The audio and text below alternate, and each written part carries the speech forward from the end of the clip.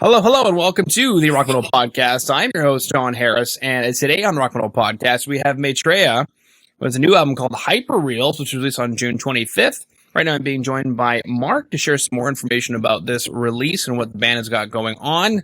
I know in the pre-roll, he was mentioning that there might actually be another album in the works. So Mark, welcome to the show.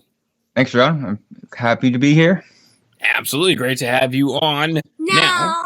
Okay. The circle pit is applauded into a catalyst, which then turns into a pilgrim. The opening soundtrack is pretty mint, I gotta say. Oh, well, thank you, sir. That was wrong. We rehearse often. So you were saying, son, that the pilgrim departed into the circle pit, which became the catalyst to the hyperreals. What happened? Okay. So the circle pit departed into a catalyst and then turned into the Pilgrim. Yeah, that's actually literally not too far off of how we named some of these songs. They were literally just the demo names that we had produced, and then we had played the songs so long with the demo names that we just didn't feel like it was right to rename them with a more appropriate title. Okay. So what I'm trying to say. Well, so take us through that. So you guys did a bunch of like, I don't know, scratch track names or however you want to call them. Demo names are showing up on the record. Take us through that. How do you name a track? You just like, man, this riff sounds like a Pilgrim.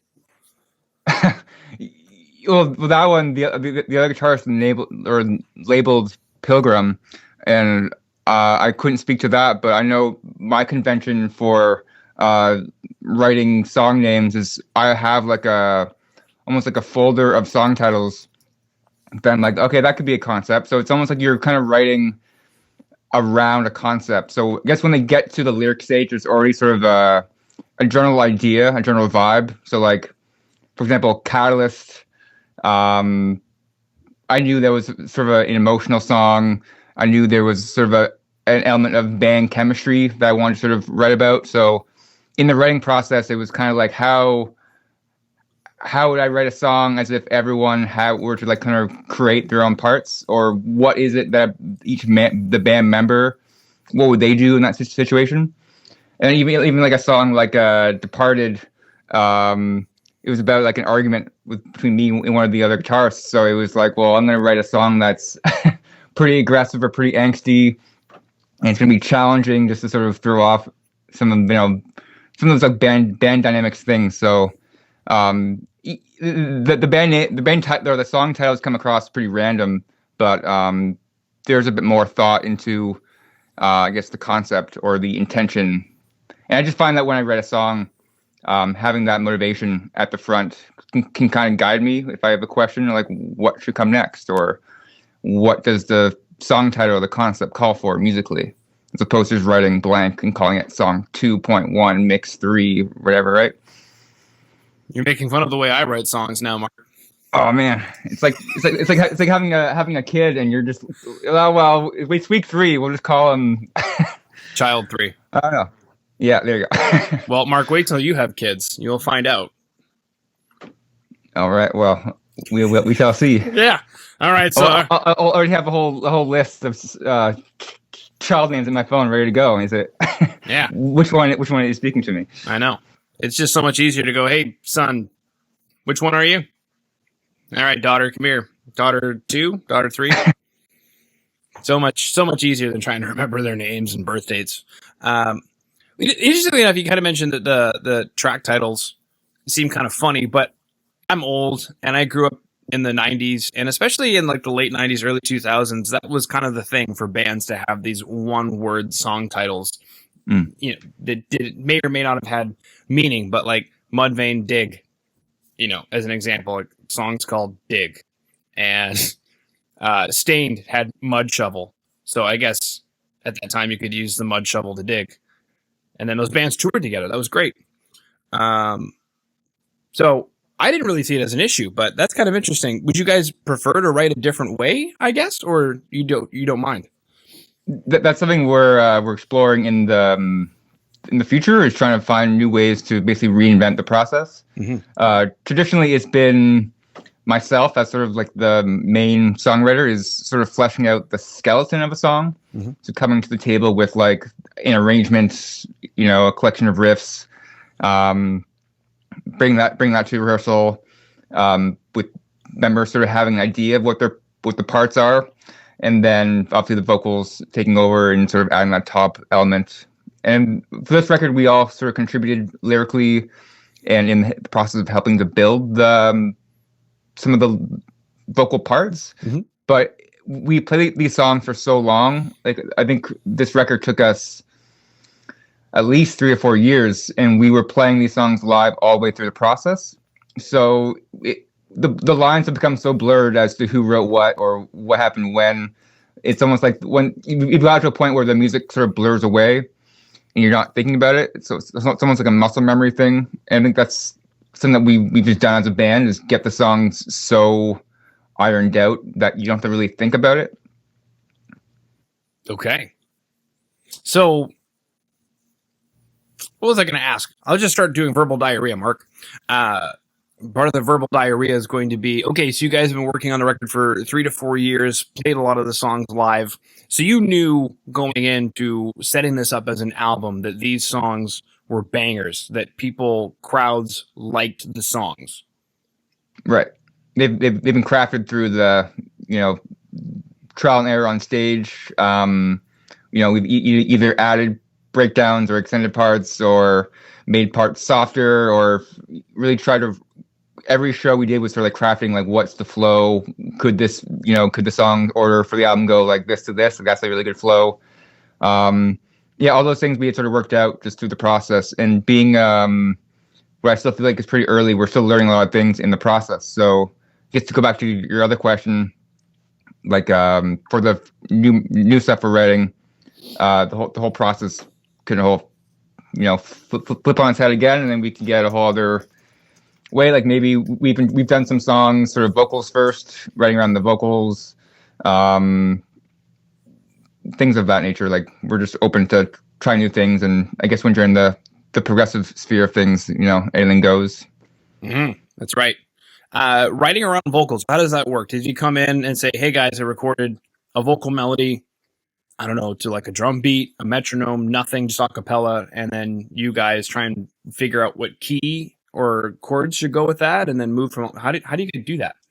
It's almost like the singer-songwriter approach, where you come in with like the chord progression in a verse or a chorus, and then you arrange it and orchestrate it to fit like a 5-piece metal band or rock band. So you're just sort of, it's really reverse engineering the process of normal, where you come in with the full instrumental track, sort of almost like A from start to finish, and then slapping on vocals on top, as opposed to, let's craft a solid sort of what could be like a stripped down acoustic set, like just sort of guitar, vocals, and then in the cracks piece in where the lead guitar goes, or where what's the bass line, what's the drum beat, and just going backwards through that process.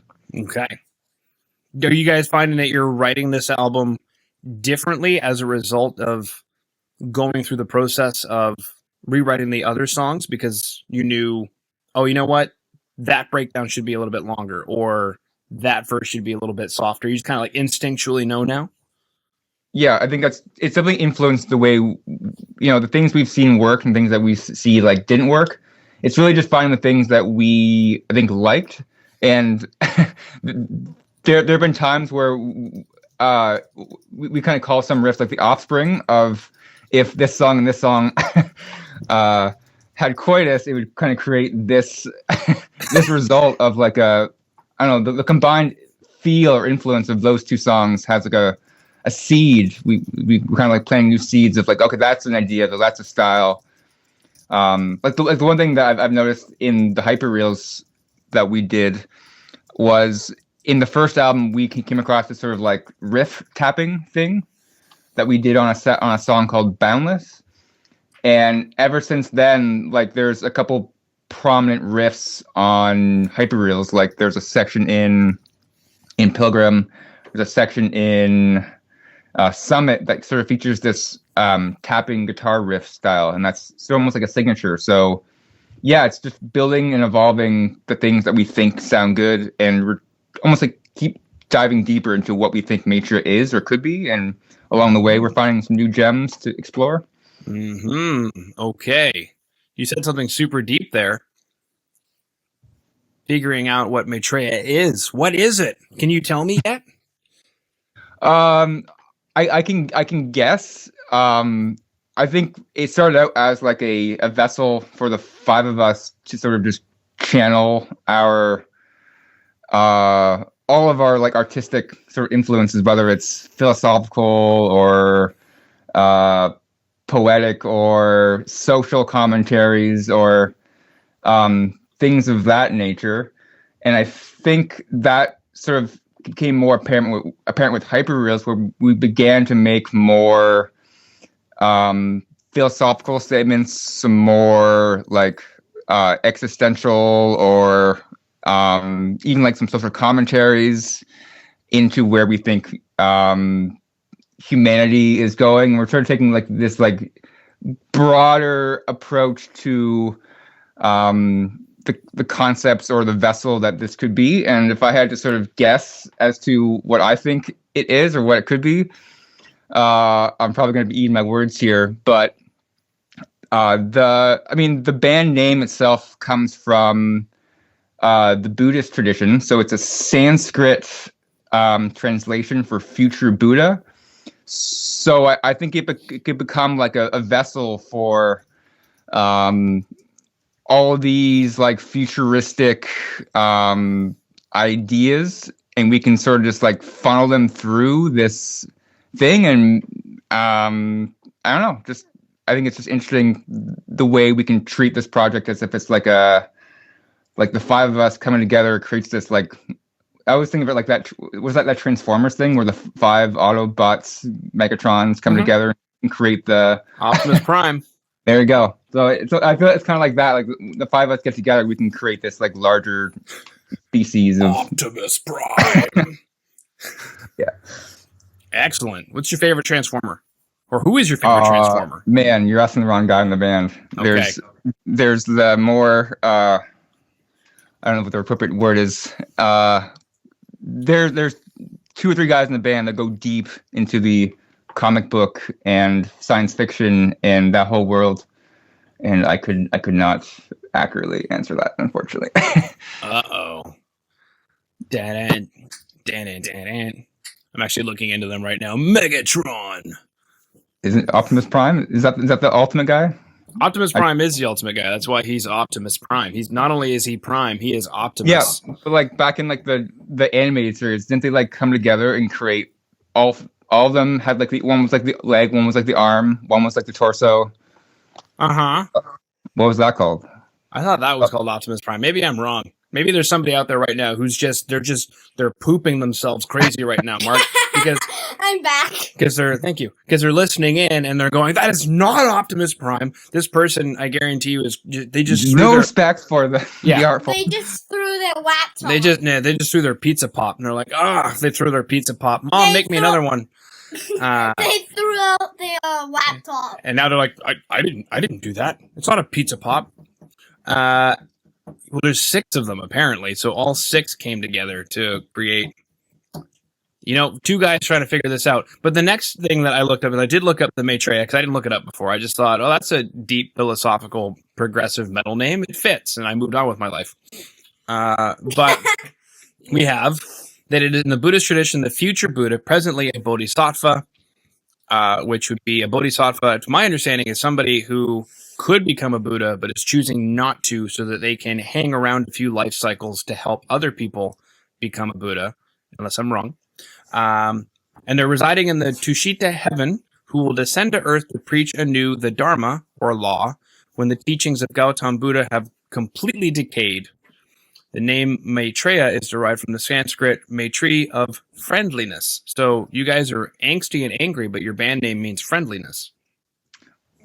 Well, if you go through some of the music, you will hear, like if you listen to Pilgrim, like that's pretty soft and mellow all the way until the end. So there's definitely moments of sincerity, or it's almost like if you want to be angry and you want to showcase anger, if you're angry all the time about it, you sort of undermine the dynamic range of that emotion. So we try to use the full gamut of emotions, like really almost like reflecting the human experience, right? Like you have times where you're happy, you have times when you're sad, you have times when you're looking for deeper emotions that just go beyond.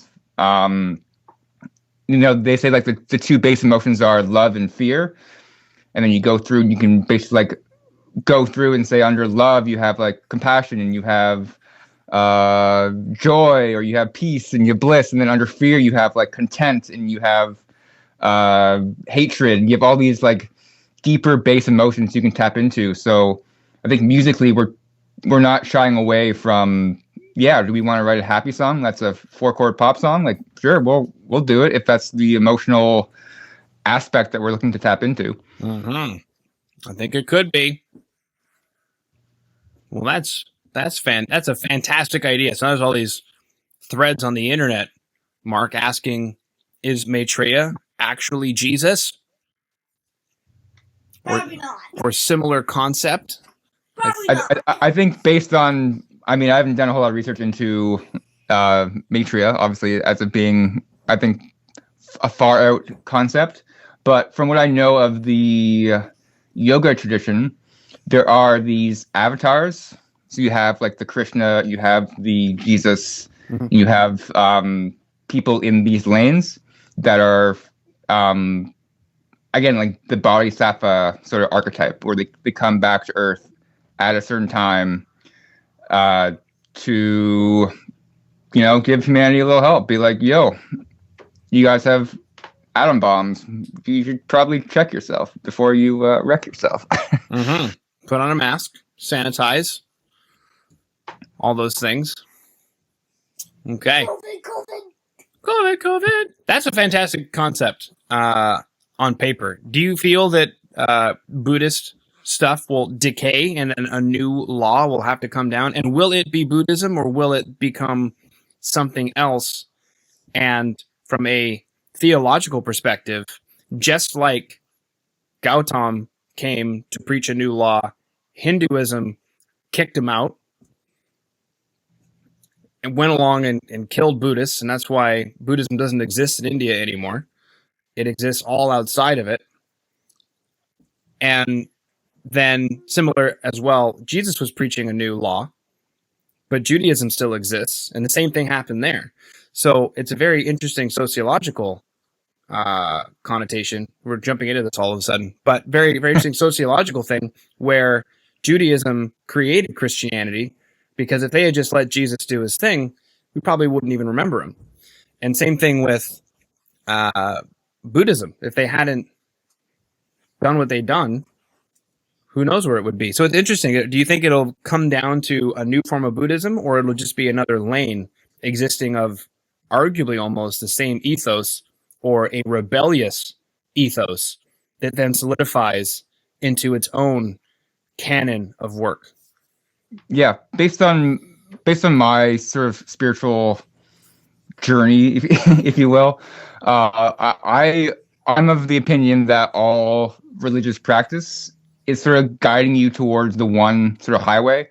So whether you find that sort of center of enlightenment or the source or God or whoever you want to label it as, I think all of those practices are going to get you there if you practice it. But it's not really about like whether you follow Christianity or whether you follow Buddhism, but whether you're walking down that path. So to answer the question, will it be some other new religion that emerges?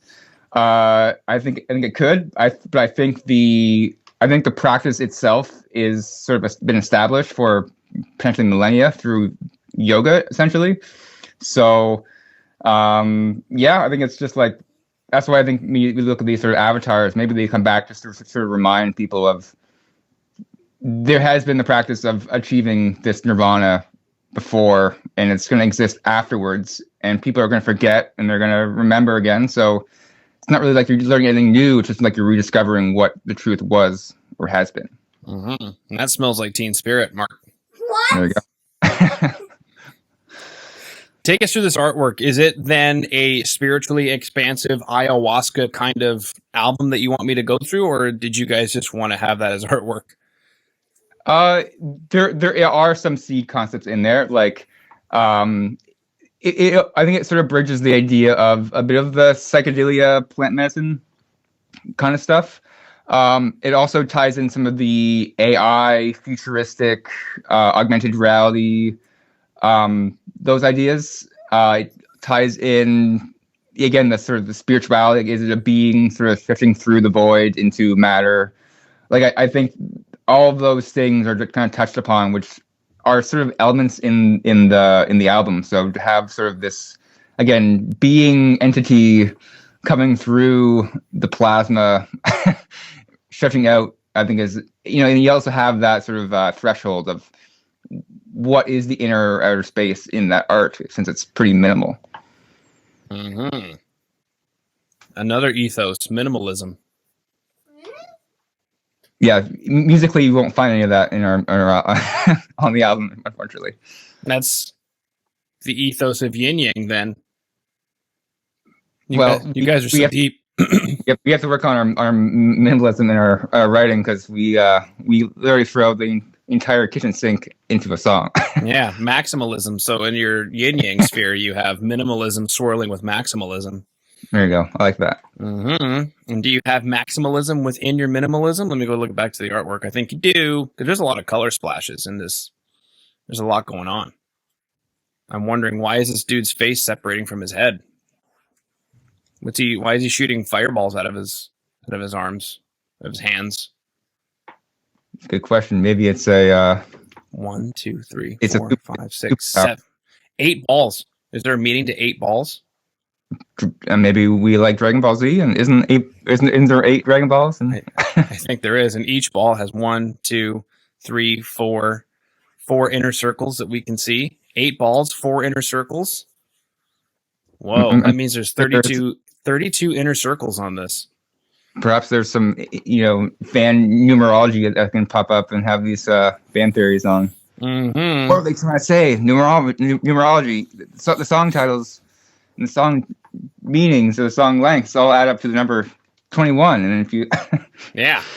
Boom. Well, thank you for bringing up numerology. Now somebody else can get tuned in. The guy who's currently microwaving a new pizza pop because he threw it because we got all the Transformer stuff wrong. Yep. Currently looking at his china cabinet and petting the original Transformers in their boxes and saying, "It's going to be okay. It's going to be okay." Then the microwave goes ding, and he goes back. Now we have a numerology wizard who's going to be like, "Oh man, your concentric circles add up to the number 5, which is about independence." He's a science guy. And you're releasing the album independently, so He's a science guy. it's a scary world. All right, Mark. We chatted about testing out songs on stage. We chatted about writing around vocals. We chatted about the new album, Hyper Reels. We chatted about a few tracks on the album. We chatted about that a lot of them are actually demo names. We even got into a discussion about various ethos of the world, such as Transformers. We got into Transformers and Buddhist teachings. And pizza pops. Oh, I'm gonna throw my pizza pops. Oh no, pizza pops. Okay. Oh my gosh. Did I miss anything, Mark? No, it sounds good. Okay. Beautiful. All right. Well, thank you so much for coming on to the Rock and Roll Podcast today. For sure. Thanks for having me. Much appreciated. Okay, go ahead and stop, kiddo.